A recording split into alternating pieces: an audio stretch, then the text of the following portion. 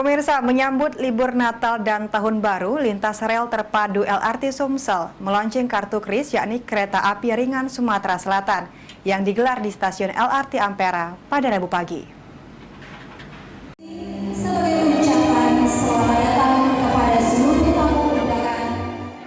Menyambut libur Natal dan Tahun Baru, lintas rel terpadu LRT meluncing kartu kris yakni kereta api ringan Sumatera Selatan yang digelar di stasiun LRT Ampera pada Rabu pagi. Kartu kris merupakan inovasi yang ramah lingkungan dan terobosan LRT Sumsel untuk mengurangi sampah, sehingga mengajak masyarakat pengguna LRT bertransaksi secara non-tunai dengan kartu kris yang bisa dipakai sejak kartu diaktifasi.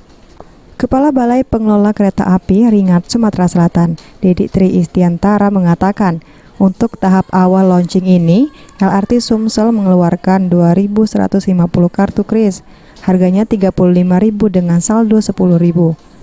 Diharapkan tahun 2023 mendatang pengguna LRT bertransaksi secara non-tunai kembali meningkat.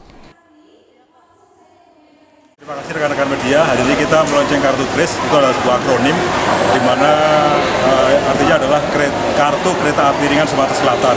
Ini sebagai komitmen kami selaku pengelola LRT bahwa ke depan penumpang LRT harus cashless, artinya kita akan mulai meninggalkan uang cash, artinya mereka berbayar dengan kartu elektronik karena satu, selama ini kita evaluasi bahwa penumpang dengan tiket kertas itu menimbulkan sampah, artinya kurang ramah lingkungan.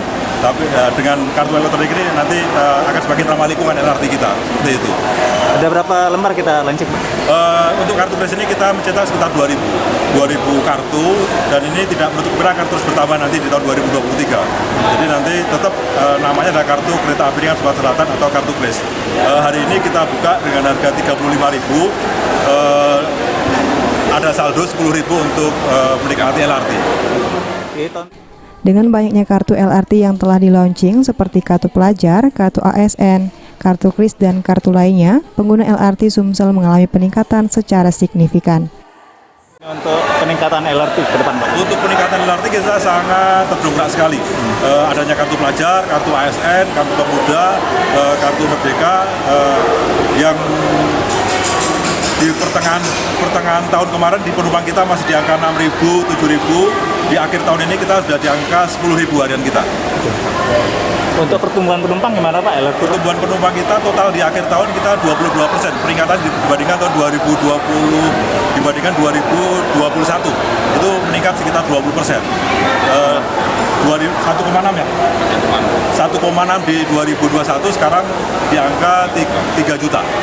Berarti hampir. Abidin Riwanto, PAL TV.